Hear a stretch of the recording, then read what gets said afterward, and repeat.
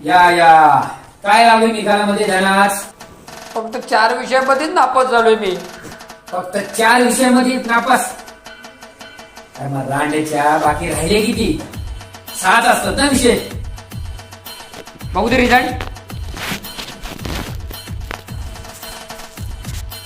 इथं खाडा कोण कोणी गेले? तू गेलीस नवा? म्हणजे 6 विषयामध्ये नापास झालास आणि मला सांगतोय 4 विषयामध्ये. मला पायतान घेऊन या इकडे. मम्मी तुम्ही पण असंच करायचं. 6 मध्ये नापास झालात, 4 सांगायचं नापास झालं म्हणून खाडाखोड करून. आजीने सांगितलं. त्या आजीला काय काम नाही तुला काय सांगायला. आमच्या वेळी वेगळं होतं. वा या असली